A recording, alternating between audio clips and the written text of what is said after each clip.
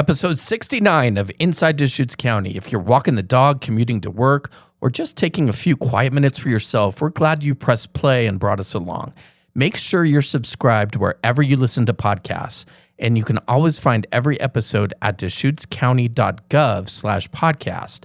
Yes, you heard that right. We have a new home for all things Deschutes County, DeschutesCounty.gov. Just add that /podcast and you'll see all our episodes just a click away. Deschutes County is an amazing place to live, work, and play. Great place to raise a family. I love the weather and the high density. At Deschutes County, we provide excellent service. We're here to help you. Deschutes County is the heart of Oregon. Everyone wants to be here. Welcome to another episode of Inside Deschutes County. I'm Eric Brion. Well, today we're catching up with an old friend, not that he's old, but Chris Doty, director of the Deschutes County Road Department, is here. We're going to talk about lots of things. We're going to talk about what's shaping transportation here locally, maybe some timely updates, including the early opening of Cascade Lakes Highway and Paulina Lake Road. Did I say that right, Chris? Nailed it. Welcome back to the pod. Thank you. Speaking of old, I know me. I know me. A lot of voices on that intro of like people that don't work here anymore. Okay, so you're gonna call me out on that, but they have great voices. It was great voices, but it felt like a blast from the past there. A little trip down memory lane for Deschutes old County. friends. Old friends. Yeah. There's one I can think. Are you thinking more than one? Yeah, there's a couple there. Had to be. Really? Mm-hmm. I can think of one. Yeah, that guy. Okay. Yeah. I think he listens, by the way. Okay. Oops. Oh, well, you know. Come back. We won't name any names. We'll keep it out. We'll keep it on the low, but the down low. But yeah. It might be time to update the open. So thanks for bringing that up.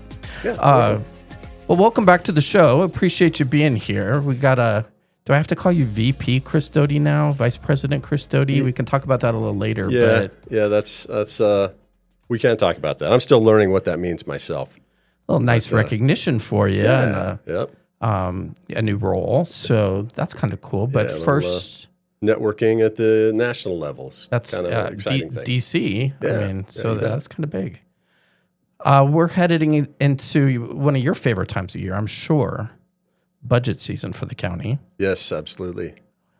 Let's dig into it. What's top of mind for you this year? Yeah, well, it's been top of mind for a little while now, but just transportation funding, in general. There's the referendum, that's on the ballot, the House bill that was passed by the legislature last fall in a special session, ultimately got referred out to the voters very quickly and enthusiastically. And May 19th primary election, get your vote in. So Steve Dennison would kill me if I didn't mention that. Yeah, absolutely. Yeah. Not here to advocate for it, but here to just talk about, transportation funding because, while everyone's kind of spun up on, hey, this is ODOT money and blah, blah, blah, ODOT, this and that.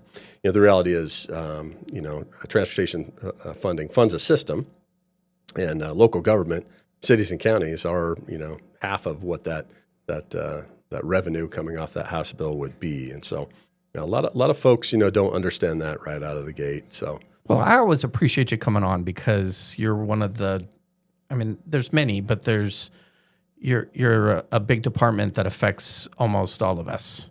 And in some rhyme or fashion, we use the roads. Yeah, and so whether it's maintaining those roads, whether it's improving, however you have to do it. It's like a utility. Yeah, and we'll talk about that more in a little bit. That's part of my message too. But really, just kind of want to get folks thinking a little bit about transportation funding and specific to the Deschutes County Road Department.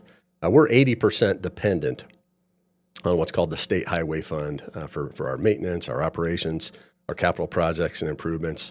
The State Highway Fund is that combination of gas tax, DMV fees, and then the freight element. So they pay a diesel tax. All rolled into one. Into one big pot called the State Highway Fund. It's collected by Oregon Department of Transportation and then distributed out to both ODOT, local government, and forms of county and city. And it's a pretty good sized chunk that that governments get, right? That's right, That the yeah. county and cities, and it's not all ODOT. Yeah, exactly. So, I mean, this bill that's before voters now that the legislature, passed, and really prior versions as well, 50% goes to ODOT, 30% to counties, 20% to cities. We call that the 50-30-20. When we advocate for transportation funding at the county level, it's at 30%, that we're most interested in. So anyway, so it's good to at least, have folks realize that it's not just going to the state, to those Portland projects that you're all about, but it's really, coming home, and it's how we're funded. In fact, I want to say we're probably more dependent on the state highway fund than ODOT is, in some levels. So a lot of uncertainty around this, around transportation funding right now. So it's going to depend on what voters decide here in a few weeks. How do you plan with so many unknowns? Because, you don't know if you're going to get that increase in tax revenue, or it's feeling like we're definitely not going to get it. Yeah, I don't want to hold out too much hope. I'm here to more or less just talk about the aspects of it that they're important, so people have a better understanding. So unlike most forms of government taxation, the state highway fund or the majority of transportation funding don't have a built-in inflation hedge. What I mean by that is, your property tax goes up annually as property values go up. That's a built-in inflation hedge. The rate stays the same, but the amount increases as property values increase. Same goes for income tax. The more salary you have, in society, the more income tax comes in, and so there's the two primary funding mechanisms of government, income and property tax at that level, have that built-in inflation hedge. We don't have a sales tax in Oregon. If we did, what? I know. Come on. Yeah. So you're telling me transportation funding does not keep up with inflation? Is that what you're telling me? That's the big message. Those mechanisms, your gas tax, it's a fixed amount of pennies per gallon that goes in, whether or not it was however many years ago to now. The legislature has to enact an increase for that to change. Same with DMV fees. So those don't go up organically, with value. Those stay the same. And in fact, in transportation, it's almost defeating itself, in terms of gas tax, because cars are they're getting a lot more fuel efficient. There's hybrids that use just a little bit of gas. There's all electric, don't use any fuel at all. And so that funding mechanism is actually projected to decrease at a time, when inflation, has been what it has been. It's been pretty substantial. A handful of years ago, it's leveled off a little bit, and then wham, here comes a massive fuel increase cost that will certainly ripple through the construction industry and inflation in general. So, well, it's so tricky, Chris, because so many things come into this. Most people think of the gas tax right away, and they don't want to pay more. But then they're like, well, Oregon's already got a high gas tax, but yet there's other factors at play. The summer blend, the being on the West Coast, the proximity to refineries and all that kind of stuff, and so that all weighs into their decision, which ultimately, not to use trickle down, but it kind of trickles down to county governments and stuff, because people are making the decisions based on those things, right? Yeah, absolutely. It's the most visible aspect of what we pay from a transportation perspective, is that fuel tax. I like to think of the transportation system though like a utility. Yeah, you talked about that. Yeah, like your power. Tell me about that. Like what is a utility? It's a service that's relied upon for quality of life, that we need to function as a society. You have to have it. It has to be there. It has to always be on. It's like your power, like your water and sewer. You want to flush the toilet and know it's working. You want to turn on the faucet, know it's working. Those are utilities, the things we all depend on. And a transportation system is not unlike that at all. It needs to be there for us, working all the time and well maintained. How the transportation system is funded is also very similar to that of utility. Most utilities have a fixed fee, a fixed portion, and then a variable portion. And the fixed portion for transportation, those DMV fees, that registration fee that you pay, title, license fees, things like that, those are fixed. A variable, based on the amount of system you use, is the gas tax piece, right? So the more you drive, the more fuel you buy, the more you're contributing to the cost of maintaining and operating that system. So, like utilities, those rates, utility rates, have to be increased due to inflation.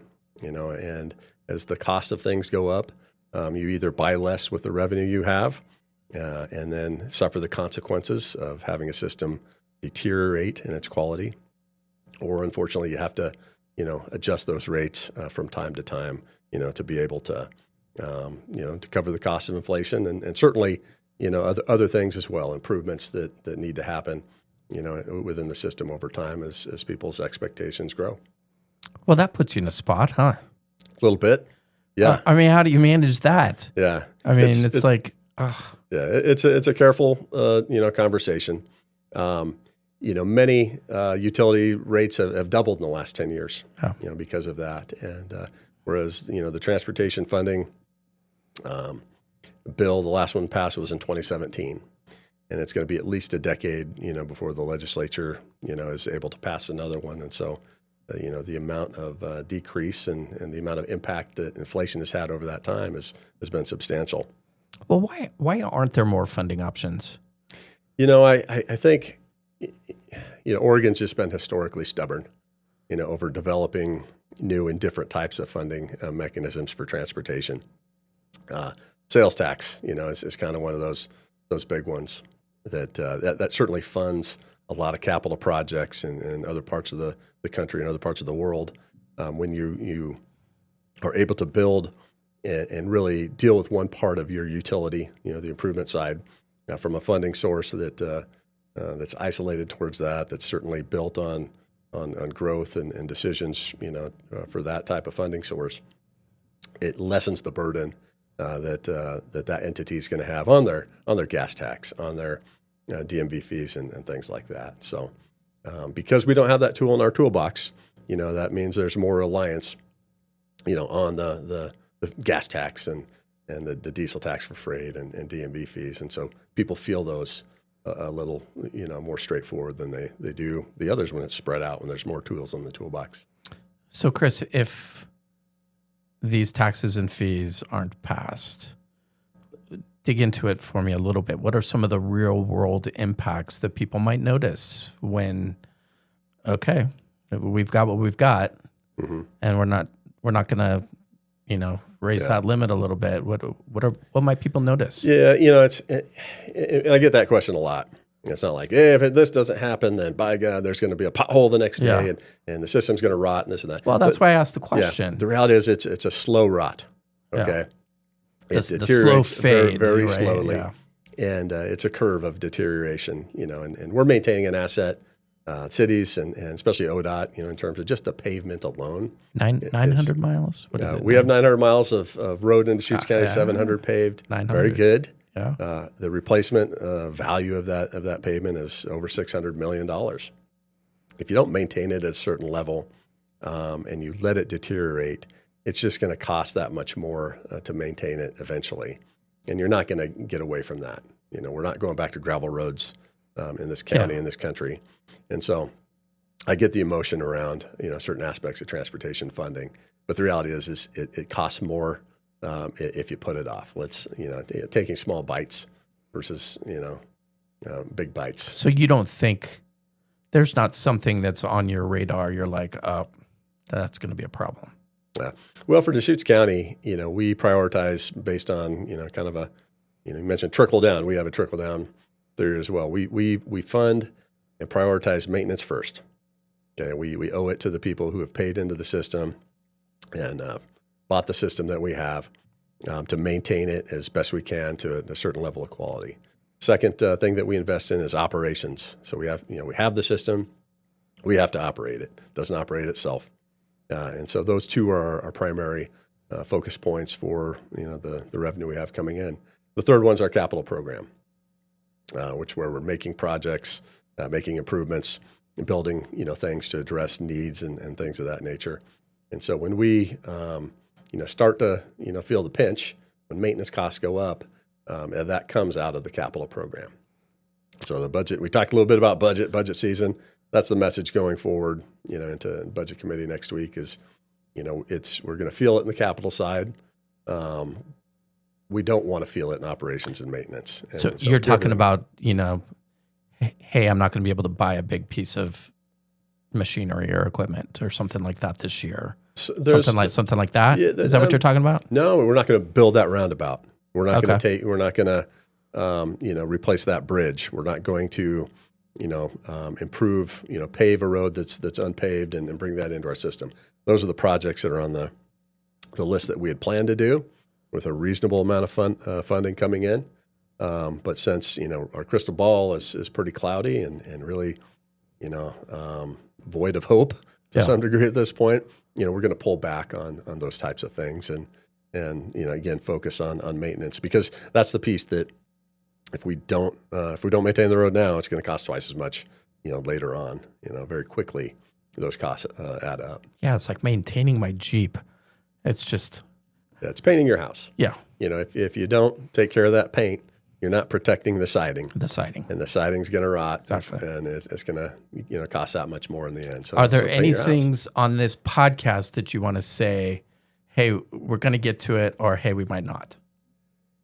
That'll put you on the spot. Yeah. I mean, like I said, there's $27 million of projects that we had planned to build over the next 5 years that we're not going to be able to build. I can't point at one and say this is the, the 27 total you're not going to do? 27 million or 27 million that we're not going to initiate Got it. until the funding, shows back up. And 2027, hopefully the legislature can get back to work. It has to be bipartisan. I don't like talking political theater and things of that nature, but we all saw what happened. Historically, infrastructure and transportation funding has been a bipartisan approach that ultimately they get there together and pass a funding package that makes those adjustments, invests in the system. What happened 2025, just simply the lines were drawn there, and they couldn't get to the table and figure it out. And, that has to happen. Yeah. Well, funding and budgets are always tough to talk about. Is there anything on your radar which you're kind of excited for looking forward this year? It's we love the changing of the seasons, at the road department. Yeah, we can talk about that. Yeah. So we finally got some good weather here. Maintenance is the maintenance program starting to ramp up. That's always an exciting time of the year for the road department. You guys are opening up Cascade Lakes Highway and Paulina Lake Road about probably on average, 3 weeks early this year? Correct. Yeah. This is 3 weeks sooner than typical. Usually we try to have it open before Memorial Day. Since I've been here, we've always been able to do that, even during the big snow years. We have opened it up a week or two in advance in the past. This year, obviously, it is what it is. There's not a lot of snow up there. Yeah. And, so it's been clear, letting the sun have it, dry it out. There was more ice up there than you probably, most folks would May probably 7th. realize. But it's May 7th. It's going to open up 8 a.m. And the phone's been ringing off the hook for weeks now. People were asking for it to be opened up in mid-March. And well before we were kind of out of that winter weather window. So you probably got a little bit of pressure on that. I mean, I know that but there's some things, some partnerships, some conversations, some things that have to happen in order to be able to do that. It's not as easy as opening the gate, right? Yeah, absolutely. So, I mean, when we close the gate mid-November, you've got, basically however many months of wind blowing, trees falling down, snow and ice being compacted upon by, snowmobiles, snowcats that have access to resorts that, kind of have a winter operating plan. Just a lot of stuff, happens when a road isn't kind of continuously operated and maintained. And so, opening up certainly is a conversation of our partners with the Forest Service. Is there anything you guys need to do? to get ready, parking lots and approaches and things of that nature. And then their lessees, some of the resorts up there. The resorts, right? Yeah. Yeah. And, for the most part, usually we all arrive at the, the date about the same time anyways. No one's super clamoring for it to open or not, one way or the other. A lot of times, when we open it, hooray, it's open, but you can't really leave the road because you have a lot of roadside snow. Yeah. Not so the case this year, but I mean, there is, several feet of snow still up high that will make, some of those higher elevation, parking areas and roads inaccessible for a while. Were there other impacts to the mild winter? Because I'm thinking to myself, okay, well, you didn't have to spend as much time up there plowing and designating resources, equipment, whatever. Were you able to kind of shift or kind of repurpose things as a result of the mild winter? Or Yeah, absolutely. Any other impacts as we head into the summer as the mild winter might have had? So, I mean, it certainly allowed us to do, kind of those shoulder season projects, at times where we normally wouldn't get to work. So we did a lot of shouldering, a lot of, putting gravel shoulders in on our roads, trying to prep and, get everything ready for the annual chip seal program. So crack seal, things of that nature to prep for the summer work. So we were able to do a lot more, grading and other activities that normally we'd be out plowing, but instead we're out, working on other roads and aspects of You things. couldn't do like chip sealing during the mild, right? You have to have Correct. it at a certain temperature. You got to have heat. Yeah. You got to have heat. Anytime you do any sort of paving, you Yeah. got to have some temperature there. So Well, that makes sense. yeah. Well, Chris, before I let you go, you were recently named regional, let me see if I get this right, regional vice president for the National Association of County Engineers. That's correct. Did I get that correct? Yep. Congratulations. Thank you. First and foremost, you get to put a VP title in front of your name. That's awesome. But what does that role mean for you? First of all, it sounds a lot better than it actually is. But National Association of County Engineers is a trade association. We advocate nationally for county road systems and networks and investments, softening of regulations and red tape from our federal partners to allow us to do better work, more efficient work. When we interact usually with the federal government, that's the tie that binds all of us together. And so this group is broken up into a handful of regions throughout the country, and I was nominated and able to serve as the Western Region VP, kind of overseeing the Western states: Washington, Oregon, California, Idaho, Colorado, Utah, Arizona, whole host. Some states, heavily participate in this organization. Other states, not so much, kind of scattered out. But we're, I would say, almost an affiliate of NACO, National Association of Counties, in a way that, we help support each other and advocate for, a lot of the things happening federally that can, improve and help, county road departments. Well, that's cool. I mean, it gives the West Coast a voice, probably at a higher level. The Western states, that's got to have some value, carry a little bit of weight, right? Yeah, it's. I'm honored to participate and be a part of something that helps shine a light on our industry. Ultimately, it's about cutting through the red tape of what federal dollars mean. Yeah. When it comes to sharing what's happening, right? When they come back to us, we want to be able to spend them in a way, in the most efficient way possible. And so a lot of advocacy, from, county road officials throughout the country is working at that level. Well, that's pretty cool. Congratulations on that. And I hope you. you're making the family call you VP at home or. Not yet. No, not yet. We're not holding out hope for that. Well, Chris, thank you so much for being. How's the golf game? It's every year I have to reinvent my swing. I mean, I'm thinking, mild winter, you probably got some improvement swings, some hacks in. The worst thing you can do is social media, watching YouTube. I've got 18 different things I'm thinking about before the club even leaves the ground. So, oh my gosh. Yeah, I'm pretty messed up.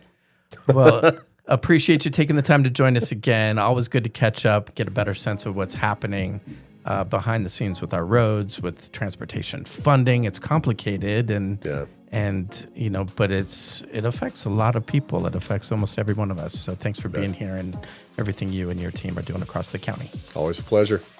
For our listeners, that was Chris Doty, Director of the Deschutes County Road Department, talking about transportation funding in Oregon, what that means locally as we head into budget season, and how this year's mild winter is already shaping road work across Central Oregon.